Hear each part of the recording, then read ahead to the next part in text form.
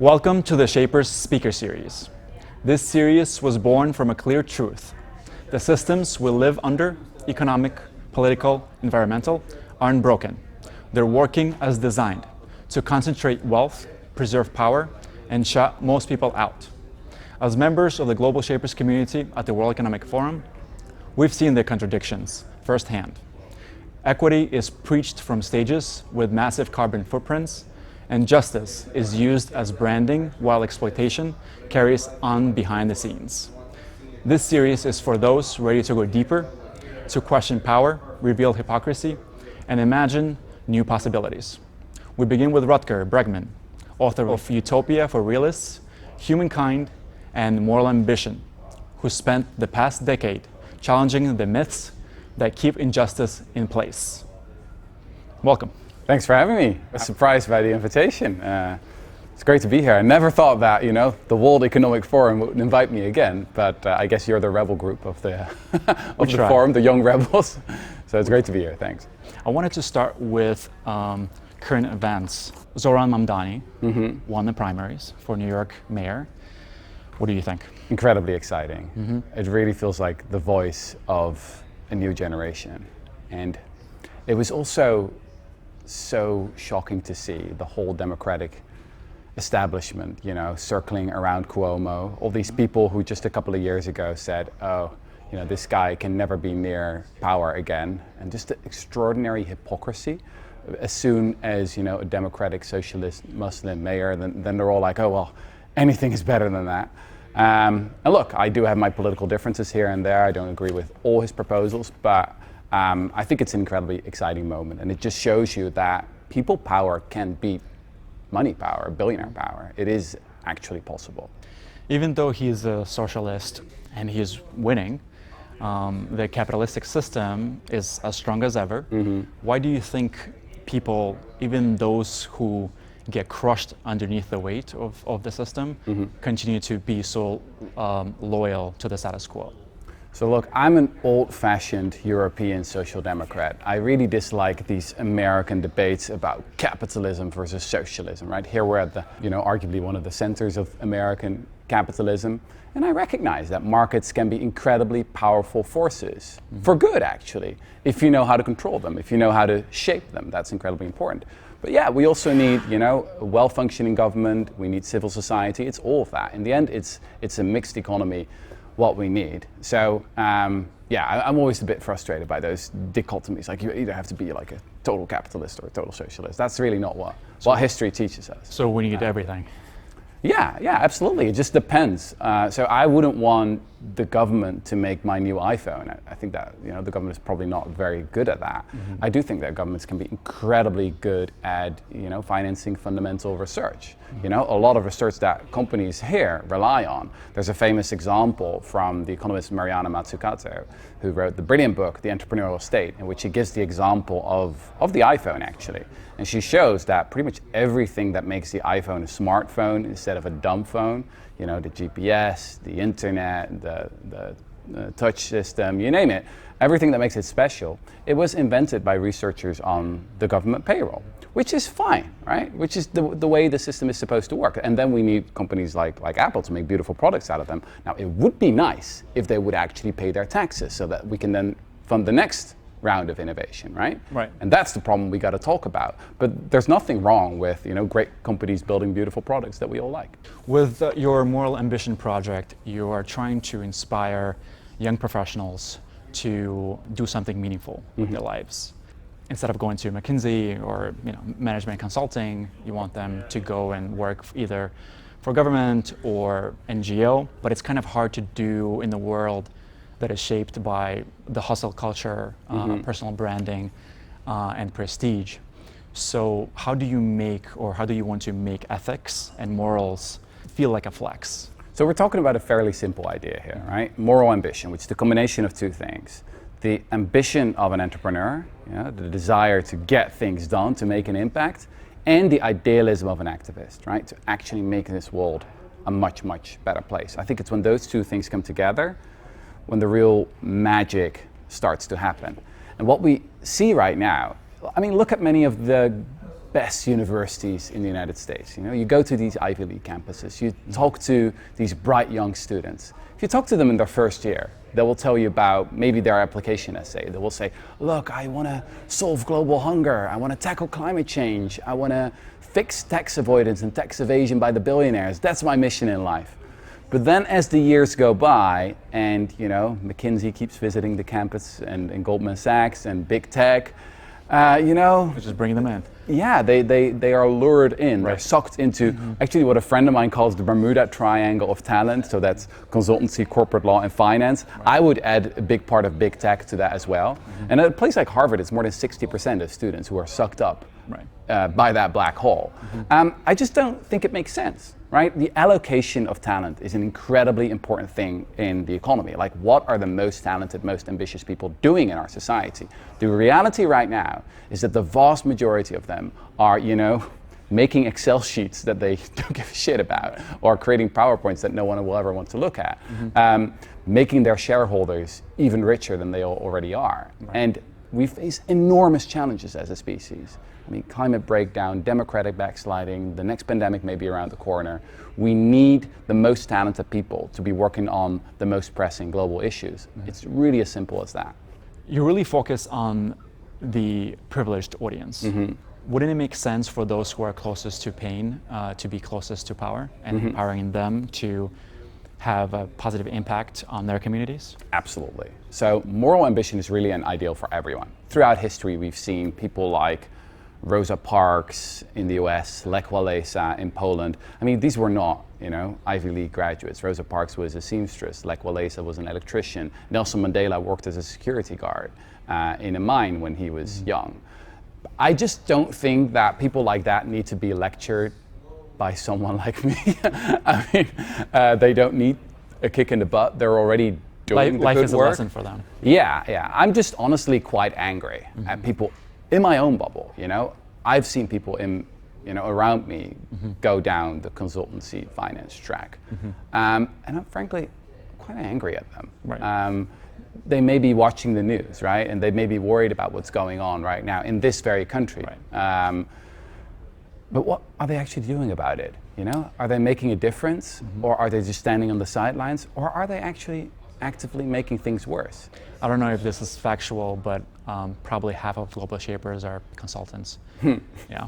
Well, look, some of my best friends are consultants, and it's a useful skill set. I think that's also my message. Too often, you know, I think my friends on the left, they go to places like this and they say, oh, you're all such greedy bastards, right? And in my experience, that doesn't work super well. Then, you know, some of those people will respond and say, look, you're just jealous, you can't keep up with us. Right. But if you make a more profound point, which would be something like, hey, look, you've got only one life. A life on average lasts for around 4,000 weeks, and then you're dead. Right? That's the most fundamental fact of life. What you do with your precious time on this earth is the most important question you have to answer. Right. And you're spending all that time with your talent, with your amazing skill set, at McKinsey? Like, really? Is that, okay, well, it's a free country. Everyone has the right to be boring. But yeah, now I'm going to talk to some other people over there, if you don't mind. Sure. It makes sense to appeal to their kind of morality and doing something that is bigger than themselves, as opposed to just making some money and moving on to another desk job. Exactly. That's what it's all about. So there's a writer called Alan Rain who wrote 100 years ago that a lot of people spend their whole lives climbing the ladder of success, only to realize once they reach the top that the ladder was standing against the wrong wall the whole time. And that just creates an enormous waste of talent, of time, of energy. I think too often it happens that people, I don't know, wake up later in their lives when they're in their 50s or their 60s, and then they're like, oh, now I'm going to give back. Right. And always when I hear those stories, like, why weren't you giving in the first place? Right. What was life about for you? I mean, I'm always happy when people, I don't know, change course. It's a good thing. It's never too late. Never too late to be morally ambitious. Yeah. But yeah, I think we really have to redefine what it means to be successful. And you know, I've been trained as a historian, and in my study of history, I've seen that we've been here before. Right. I spend a lot of time studying the greatest movement for human rights that this world has ever seen, which is the British abolitionist movement, was the most successful abolitionist movement. They were successful in first abolishing the slave trade, and then in 1834 abolishing slavery across the British Empire, and then forced more than 80% of other countries to stop slave trading as well. So it's a really incredible movement, incredible journey that lasted for more than 50 years. And the most important point to make about this movement is that it was part of a bigger, wider societal shift. So if you would have asked people like Thomas Clarkson or William Wilberforce, who were the young, ambitious men of today, maybe they would be startup founders today. If you would have asked them what their life's mission was, it was, we got to redefine what it means to be a successful person. We got to bring virtue back in fashion. That's what it's all about. We know what do you stand against: injustice, inequality, and that is a failure of society. What does success looks like to you? Yeah, so on a personal level, it's all about living a life worth remembering, right? I just mentioned the names of people like Thomas Clarkson, William Wilberforce, now dead for more than 2 centuries. But if you read their memoirs, they almost, it feels as if they still speak to us today, right? They live lives worth remembering. If you look at that society, the British Society for the Abolition of the Slave Trade, it was founded by 12 individuals. One was a writer, so I guess there is a place for someone like me. One was a lawyer, they can be useful sometimes. But 10 out of 12 were entrepreneurs, people who had built their own companies, people who had scaled their own companies, people who were in some cases quite wealthy, who, if that would have existed at the time, may have IPO'd their company. But the reason we remember them today is not because they created some fancy app or because they became wealthy. It's because they used what they had, their talent, their capital, their access to certain networks, to make a massive difference and to launch this enormous movement that changed the course of world history. That's the possibility for quite a few people out there who are currently being quite bored. Right. What I'm hearing is live a life where you could write your memoir and people would want to read it. Exactly. I was just joking about that with a friend the other day. Imagine a Netflix documentary about 12 Harvard graduates who go on and work at McKinsey.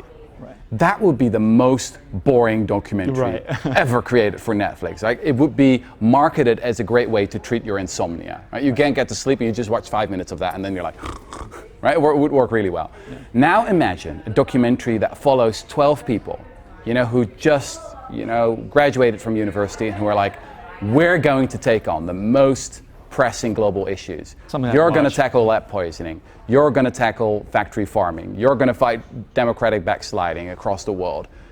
I would watch that, right? That would be awesome. So it's also a much more interesting way to live your life. Sure, much more challenging as well, but that's what makes life much more meaningful. You've said that radicals are the new realists, especially in the world on fire. But how do we go beyond burn it down mentality and turn radical imagination into realist strategy? Yeah. Again, I think we can learn from history here. For me, it's pretty clear that we are living through a second Gilded Age. About the first Gilded Age in America, the late 19th century was an era of incredible progress. So incredible technological innovation, cars, electricity, plumbing, you name it. Useful things. Yeah, useful things. But also the robber barons, with their train monopoly, for example, the Vanderbilts. You walk around here in New York, you see their names everywhere. The Carnegies, J.P. Morgan. They were making insane amount of money and really abusing their workers because the vast majority of the population and their workers were living in, terrible poverty and not earning a living wage. So that was really an era of incredible immorality. But then what happened was a countercultural movement against that. So famously, you have people like Theodore Roosevelt, a Harvard graduate. You have people like Louis Brandeis, the people's lawyer who ended up on the Supreme Court. And they were like, look, we need to use our power and privilege to really make this society a much better place. Like Theodore Roosevelt famously said, and I'm paraphrasing here, which is something like, if you're complaining about a problem without coming up with a solution, that's called whining. And I think that's the moment we face right now. If we look at today's elites, again, we see an enormous amount of immorality, corruption, and inseriousness. I mean, just look at this administration. It often reminds me of Edward Gibbon's account of the fall of the Roman Empire, right? Caligula, the famous emperor who at some point started appointing his horse, to the Senate. If I look at this administration, it's like horses appointing donkeys. Yeah, we need something that pushes against that. And I think it's absolutely possible. We just got to realize that it's not 2015 anymore. This is not an era in which you can say, look, I'm doing good by doing well, it's good for my bottom line anyway. No, this is a moment where you really got to decide what kind of person you want to be, and also what kind of sacrifices you are willing to make. And yes, then I think it is possible to turn this around. We have seen moments of societal revitalization. So after this Gilded Age came the Progressive Era, in which workers received much more rights, in which monopolies were broken up, in which democracy was strengthened, the income tax was implemented. So all of that is possible today. But there's also an alternative. To give you one final historical example, look at the Russian Revolution. Look at 1917. Why did the Bolsheviks come to power with their pitchforks? It was not because people were so enthusiastic about them. It was because there was total apathy. People were just so fed up with the elites in charge, with the Kerenskys, with the corruption, with the Tsar. They were like, we'll take any idiot over these people. And then Vladimir Lenin came in. And they thought, it would last only for a couple of weeks, and it lasted for 70 years, the most terrible dictatorship. So that's what this moment feels to me like now. So we're incredibly flexible, and this is a moment where really morally ambitious people need to step up. Mm-hmm. So it's like we're hitting that quote-unquote rock bottom where now we could rebuild. I hope so, yeah. But look, there's no inevitability here. I think people really got to realize that things can get much, much worse. Right. I mean, we're seeing things right now. We're seeing thugs, in hoods, just abducting people, snatching people who have no criminal record whatsoever, putting them in prisons, etc. There's a lot of stuff. I mean, currently in this country, some of the best experts on fascism are leaving the country because they don't feel safe here anymore. Seems like they know something that is coming. They're literally saying to us, that the lesson of 1933 is that it's better to get out too early than too late. So, again, these are not like bloggers on the internet. Right. Some of the best experts on, like Rutger Bregman, for example, some of the greatest experts on fascism have been like, yeah, this is basically what it is. This is how it starts. And look, there's no inevitability here. This is the problem often when we study history. It's like, we know how it ended, right? We know, and then you start to get the feeling like that there was no other way, but there's always another way. Seems like we're at a turning point, so I think action is probably our next to do. Exactly. And we need to be willing to say uncomfortable things. Like, that's also your job as global shapers, right? I'm not sure if Mr. Klaus approves of this interview, but we'll find out. He's resigning anyway, so. But that is super important. Yeah. I went to Davos, as you know, in 2019, and I was just shocked by the extraordinary hypocrisy, immorality, and unseriousness of these people. As you know, 1,500 private jets flying in to watch David Attenborough's film about how we're wrecking the planet. And then all that talk about a little bit of philanthropy here and a little bit of philanthropy there, but no discussion whatsoever about the elephant in the room. There are massive, massive tax avoidance. There are massive tax evasion, which is, by the way, illegal, but which the rich do a lot, and a lot of Davos attendees do as well.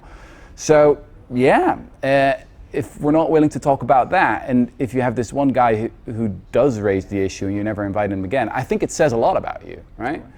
But I don't know, maybe 2025 is different. Maybe people are waking up and they're realizing that, things are very uncomfortable, and maybe we need to take a hard look in the mirror. I hope so. I mean, that's why we're here and we're having this conversation. Mm-hmm. That moment is how I learned about you and your work. Mm-hmm. And I remember a member of the audience standing up. It was probably like another billionaire. And he was like, well, besides taxes, what else can we do? That was so funny. The one thing that works. What was it? Yahoo CFO, I think a former CFO. Yeah, it was a fascinating thing. Like, he wanted to talk about anything but taxes. What works? I'm not a guy who thinks like, taxation will always solve all our problems, right? I think we need excellence in government as well. A big problem is that a lot of talented people since the 1960s and the 70s, instead of going to work for the government or universities, they've been going to big tech, to big law, to the McKinseys of this world. So yeah, we have that enormous waste of talent, but taxes are important here. There's a brilliant paper that was published a couple of years ago by 3 distinguished American economists who've shown that because of the declining tax rates, we've also seen this talent shift. You know, it became more attractive to end up in those quote-unquote BS jobs. And so I think that more reasonable system of taxation will help with a better, what economists call allocation of talent, which basically means to have, you know, people do more useful stuff that actually makes society a better place. But yes, it's also very important to think hard and to have honest discussions about, you know, how are we going to improve government? Because it's true that, I mean, this place like New York, I mean, actually has relatively high tax rates compared to many other cities. But if you look at the subway, right? I was recently, if I'm in London or Amsterdam or Paris or, you know, any other place, like it's just total crap here, to be honest.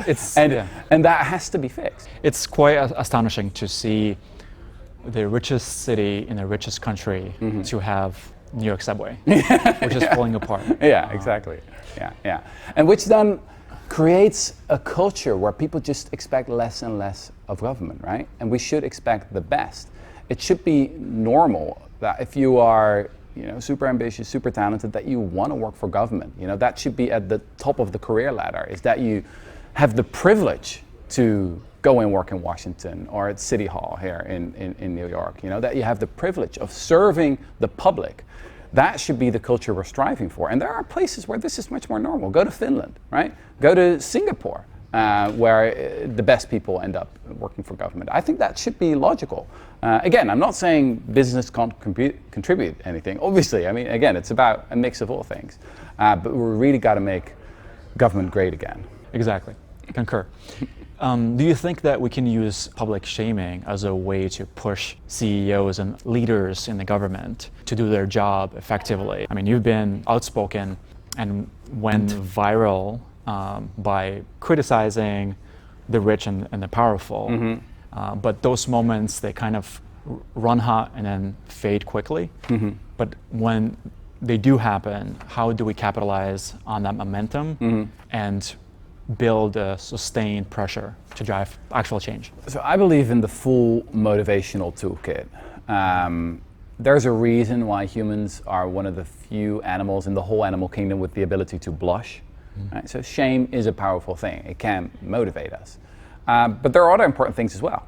Enthusiasm, for example, just the excitement to do something much more interesting and meaningful in your life. Look, I've spoken to many rich people, and many of them are quite miserable. I was just watching the HBO series, The Gilded Age, the other day, and it's just the same as it is today. Like a lot of rich people in the late 19th century were just very miserable, who basically hate the game they're having to play, trying to become part of the 400, you know, the 400 most prestigious families in because that will make them happy. Yeah, exactly. I'll give you one example. So Elva Vanderbilt, late 19th century, she married into the Vanderbilt family, extraordinarily wealthy family. And the first half of her life, she basically spends on trying to be accepted by these privileged, these very rich, ultra-wealthy people. And at some point, she succeeds, and then, you know, gets into trouble with her husband a little bit, then divorces, and starts to realize, what's life actually about? And she becomes a suffragette. She becomes one of the main financiers of the women's rights movement. She gives an enormous amount of money to this movement. Now, that really reminds me of someone like Mackenzie Scott today. I mean, she obviously the former wife of Jeff Bezos. Rich women who divorce their husbands.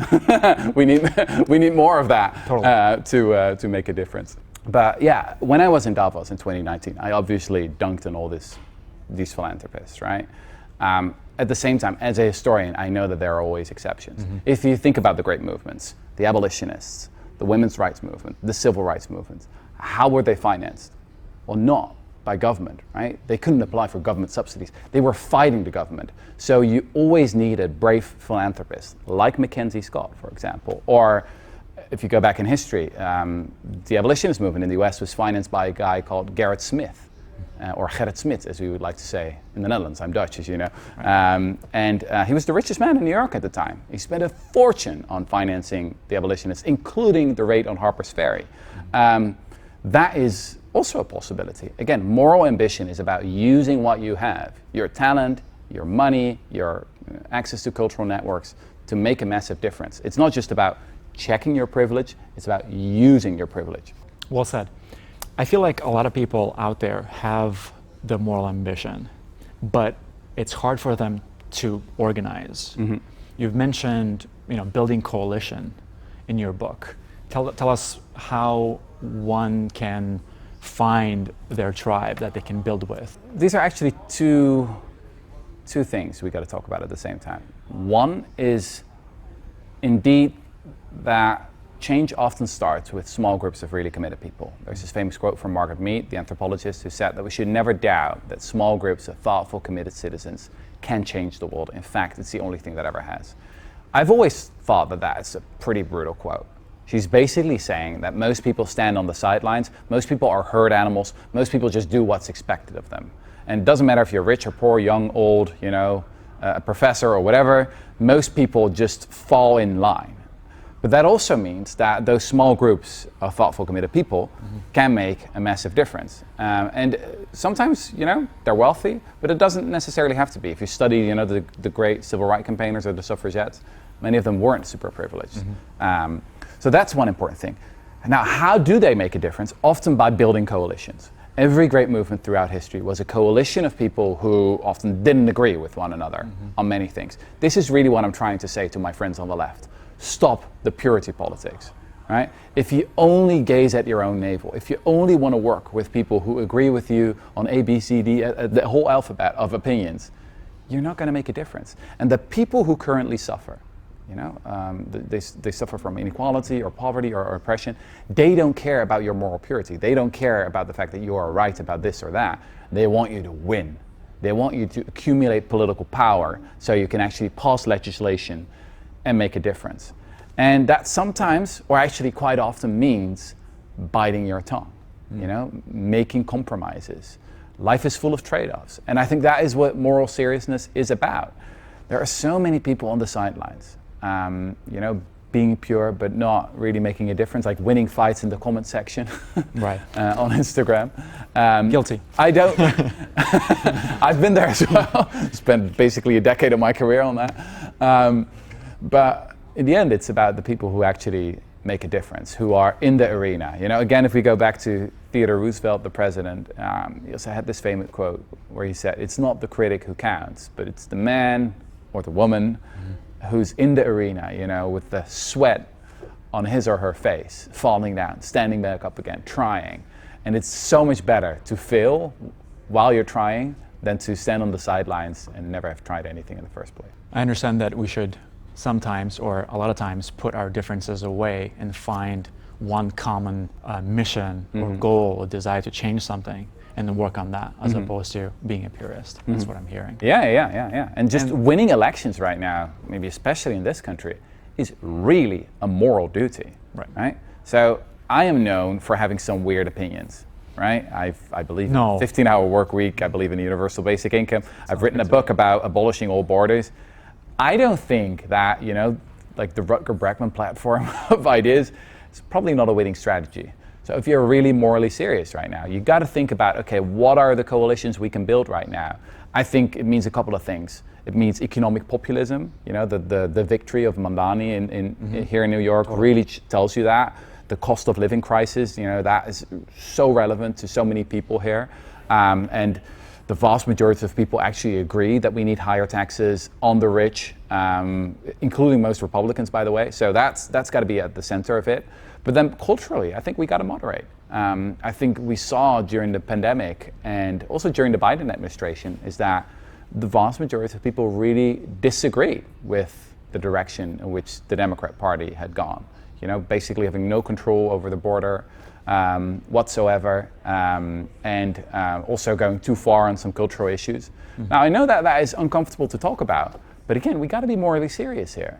We got to win the next elections, and you can't stray that far from the median voter just to be, accepted by the own people in your own bubble, right? It's in the end, it's about actually winning so you can make a difference for the people you say you care so much about. So I think that's just part of what it means to be morally serious. And that doesn't mean, like, I, as an intellectual, I'm still going to do my job, right? I'm going to push the Overton window, but at the same time, I recognize that, as a politician, you got to make compromises. I feel like many believe that both sides kind of are funded by the same corporations or the same funders, billionaires. Do you think there are other more progressive individuals who are coming into, let's say, a Democratic Party that will refresh the energy? Like So Mamdani? it's definitely true that, especially in this country, the power of money is so toxic. But we've just seen that an establishment guy, Cuomo, with a super PAC of $25 million, was beaten by a Muslim democratic socialist. I mean, if that can happen, a lot of things can happen, right? So in the end, I think it's always people power that prevails over the money. But we got to organize, got to work together, got to overcome our differences. We can, dunk on each other after we've won the elections. People can dunk on me all the time. But now it's really time to overcome our differences. I think that's just an absolute moral imperative right now, because the alternative is just very, very scary. Sometimes I feel that people are looking at the news and think that's like a reality show or something like that surely it can't happen here. The United States has this tendency as well to, think of itself as an exceptional country. And sure, it is exceptional in some ways, like the everything bagel is quite a thing. But in other respects, it's just a country like all others, right? What you see with the crackdown on Harvard, talk to people in Hungary about what happened to the Central European University. It's the exact same thing.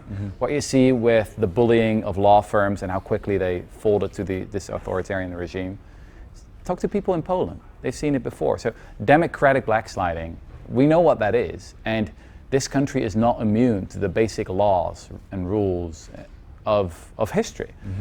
So yes, it can happen here as well. And the consequences will be absolutely devastating, but there's nothing inevitable and we can prevent it. It's coming home and we have to do something about it. I feel like power protects violence. And in your book, Moral Ambition, you wrote, if you kill one animal, you go to jail. If you kill 1 million, you have a business model. And I feel like that mentality is used in different industries, specifically in industrial military complex, where you kill one person and it's called murder. But if you kill 1 million, it becomes a statistic, military strategy, and sometimes even celebrated as heroism. Right now we're watching and witnessing a genocide happening in Gaza and in Palestine. Entire families, journalists, hospitals are being wiped out. And powerful states, rich states, are funding it, and others are staying silent. So what constitutes a crime? Who do we keep responsible, and do we count systemic harm, whether it's ecological collapse or mass murder of civilians, as individual crime, and who pays the price? So today, it's easier to find a climate expert who thinks that global warming is not real than to find a genocide expert who thinks that there's no genocide happening in Gaza. I mean, the evidence is just overwhelming. And indeed, it's one of the most depressing things of our time that so many of our governments are just standing by and just, I mean, I'm Dutch, I'm a European, and we're the continent that said never again. This is supposed to never happen again. In The Hague, it has the International Court of Justice, right? That actually has an arrest warrant out for Netanyahu.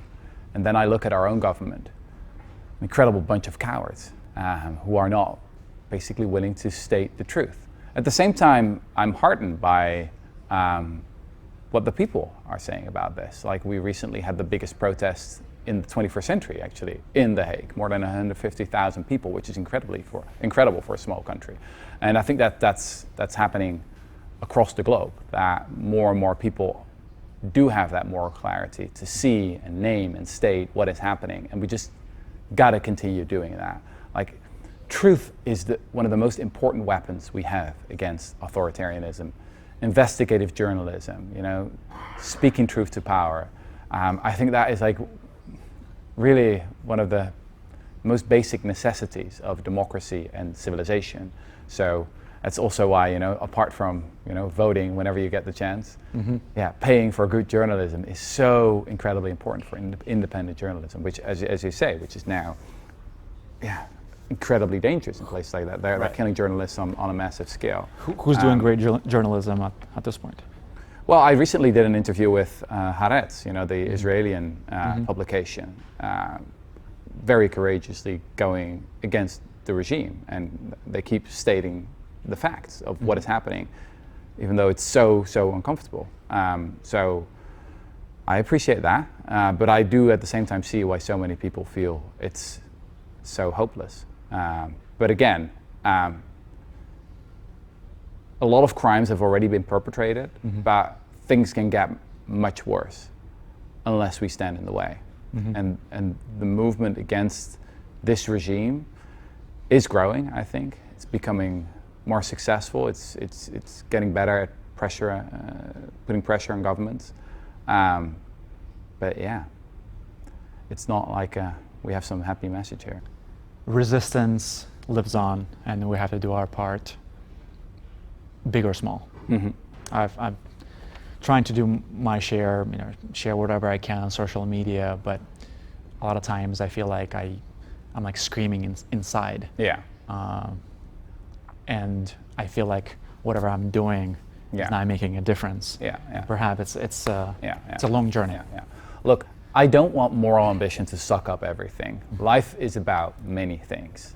It's about art, it's about music, it's about, I not long ago I became a parent, so being a good father is incredibly important to me. Congrats. But yeah, we have a career as well, and we might as well do a lot of good with it. I would advise people to not, follow the news all the time, feel bad about all the things that are going on in the world all the time. I mean, that is one of the problems with modern social media and the news. It's like masochism. Yeah, exactly. And it's doubtful whether this age is so much worse than, we've been through very bad times and sometimes much worse, but they weren't televised, or, we didn't have access to all the information back then. So what I often advise people is like, pick a very important pressing cause that you're very passionate about, that you care about deeply, and make that the center of your moral ambition. And sure, then you still do your duties as a citizen, right? You inform yourself, you vote, you organize, etc. But also don't let morality and idealism suck up everything. I think that's not sustainable. And I always also would say that it's just not what life is about. Life is about more than one thing. And I would want to live a well-rounded, full life on this, one experience I get to have on this planet. Totally. And it's not your job to feel guilty about everything all the time. You're not helping anyone with that. Right, we have one life, and we do want to enjoy it, but also do our best with what we can in bettering the world. What do you think, or what would you say to the global shapers community on how they could be more morally ambitious? You just said that many of them are consultants. They're part of this World Economic Forum network. As you know, the WEF is incredibly controversial, and I think sometimes for bad reasons, sometimes for very good reasons. Like, what would you say to those people? Because I think a lot of other people would look at a community like the Global Shapers and think like, you're a bunch of careerists, right? You're just sucking up to the global elites. Right. You're just trying to get money for your silly startup. You're just trying to make a career. You pretend, to want to do good, etc. But how serious are you actually? What would you say to them? I would say, like me, there are young people that want to see change in the world. I think we understand our whys, like why. I think we're having trouble on the how. Like, how do we come together? How do we work on specific problems? How do we build coalitions and bring funding into it, so it's actually something that can be scaled, that can make a difference. Many global shapers, they are working on smaller projects, and they are having small, impactful changes locally. But what we need to do is we have to come together. And there are over 15,000 of us who are, influential in what they're doing. But it's about collectivism. Yeah, there's a story, the Greek classic Odysseus. I'm sure you're familiar with the story, right? Odysseus sails past the Sirens. The Sirens are just beautiful singers. They call, and there's a lot of ships that wrecked on the rocks because they were lured in, seduced by the Sirens. And then Odysseus sails past, and he wants to listen to it, right? And then he says to his men, "Bind me to the mast," right? It's like, I am scared of my own selfishness. I'm scared of my own impulses. So protect me against that. I think that is also what many of these young elites need, or many of these global shapers, because the temptation to sell out is pretty enormous. I mean, there's a really comfortable, relaxed life out there. So you got to find a way to bind yourself to the mast. For me, that has meant public pledging. Right? When I turned vegetarian, for example, the first thing I did was write a long essay about it. Like, hey, I turned veggie for this reason. And then I knew I couldn't go back anymore. I pledged, to donate everything I earned from this book, Moral Ambition, to the foundation we set up, the School for Moral Ambition. Makes it much easier to actually stay true. Like, I'm a human like any other human, right? So we all have our weak moments. So perhaps that's one way to actually be the kind of person you want. Like in your strong moments, you force yourself to still be that upstanding person for your weaker moments. You mentioned in the book about how companies should have a section for their mistakes on their website. I wanted to talk about your section of mistakes. You've said and done things that you're not proud of, and you've spoken openly about it. Would you share where you come from, where you are, and where you're going, and how that journey of growth looks like? I spent about a decade as a writer, as an author, in what I like to call the awareness industry. You write articles, you write books about what needs to change in the world, and then you hope that some other people do the actual work of making the world a better place. And I think that some of that work that I was doing was just too easy. It was too... I didn't really have skin in the game. So again, it's easy to talk about complicated stuff on the sidelines if you don't face the consequences of your opinion. And as happens to anyone in this world, is you feel the pull of the algorithm, right? You feel what is sometimes described as audience capture, right? You feel what people want to hear from you. And that sometimes prevents you from thinking for yourself or going against the crowd, right? I think one particular example is of what happened during the pandemic when we had the so-called Great Awakening. I think woke has brought us quite a few good things, a lot of awareness around racial injustice, sexual harassment, but in some places and in some instances it really went too far. And in some cases I also wish or think I should have had more courage to speak out against those excesses. So that's just one example, even though I knew it would have caused me a lot of trouble probably back then. So that's just one example. I can go on for a long time. There's one in your 20s when you wrote an article that said very harsh things about racism, Rihanna. That was actually one of the very first articles I wrote when I was 23, a young student in the Netherlands. I was just super ambitious, man. I just wanted to be published in the newspaper. And back then there was this big debate going on about Black Pete, which is a tradition, was or still is in some parts of the country.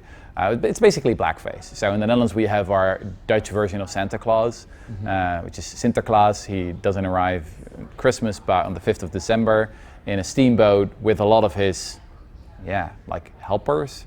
And the story that I was always told as a kid was like, this is Black Pete, it's basically blackface, and he's black because he came through the chimney. And that was honestly the story I always believed. I didn't see how racist this tradition was. And then when people started pointing that out to me, I reacted very defensively. I was like, no, you just don't understand the Netherlands, you don't understand Dutch culture, you don't see what this really is. And wrote an article about it that I'm not super proud of.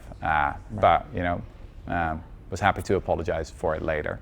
And I think that's just what it means to learn, grow, and become a better person. I think we could build a culture of accountability where someone makes a big mistake, but then commits their life in bettering the world and fixing their mistake. Absolutely. Would you agree? Yeah, absolutely. Yeah. And it's also, I mean, it's amazing to see how much progress we've made in that respect. So I wrote that article in 2013, and back then the vast majority of the Dutch population, 80 to 90%, Probably felt the same way. thought like me. It was like, this is just, don't bother us, right? This is just part of a Dutch tradition. It has absolutely nothing to do with racism. We're not racists anyway. That's just the Americans. They're racist. We're not racist. We're super tolerant, right? We're the nation, like we had our golden age in the 17th century, right? And we're the Mercians. We were the first one to legalize gay marriage. We're the most progressive nation on earth. Don't talk to us about racism. That's the arrogant attitude that a lot of Dutch people had, including myself. And then a small group of thoughtful, committed people, like Kick Out Black Pete, that was one of the most effective activist groups. They started dunking on people like me, and they were super successful. It took them a decade. It took them an extraordinary amount of perseverance, an extraordinary amount of people harassing them. Sometimes they even had to fear for their own lives, right? There was just really horrible things that happened, but they prevailed in the end. I mean, Black Pete is basically gone. So that's a victory. I think that's a that's good more thing. ambition. Yes. What is your call to action, and what gives you hope? So two things, I would say. Find your thoughtful group of committed citizens who want to make a massive difference. Find your own little cult of ambitious idealists. That makes everything so much easier. And then the second thing is apply what I call the Gandalf-Frodo model in your own life. So it's important to note that Gandalf never asked Frodo, hey, what's your passion, Frodo? No, he said, this is one of the most important pressing challenges. Throw the ring into the mountain, save us all. And I think that's also the attitude we should have. Too often we gaze at our navel, we wonder about our own passion, while instead we should go out into the world and say, here I am, what can I do? This is my skill set, how can I help? How can I be most useful? And then become very passionate about that. Because I think at some point Frodo was pretty passionate about throwing that ring into the mountain, right? So I think those two things. And then maybe a third thing. Realize that it takes an enormous amount of perseverance and time. So of the 12 founders of the British Society for the Abolition of the Slave Trade, only one was still alive when slavery was finally abolished across the British Empire. Of the 68 women who came together at Seneca Falls, the great Women's Rights Convention, the first one in the United States, only one was still alive when women finally got the right to vote. So yeah, it takes a lifetime of work. What gives you hope? Hope is the right word. So hope is not optimism. Hope is about the possibility of change, and it impels you to act. And I always find hope in history. I find hope in the examples of where we were able to turn things around. And I think we can learn from that history. And we can, basically follow in the footsteps of the great moral pioneers who came before us. And build a world for those that come after us. Exactly. Thank you. Thanks for having me. This series isn't about heroes. It's about the truth, about facing the systems we've inherited and the stories that protect them with courage and clarity. Rutger reminds us hope is a strategy. And justice-driven ambition is something to build from, not to apologize for. Thank you for watching this Shapers speaker series. More voices are coming, bold, unfiltered, and unafraid. If this sparked something in you, pass it on. Because real change begins when we name the system and we choose to challenge it and change it. Until next time.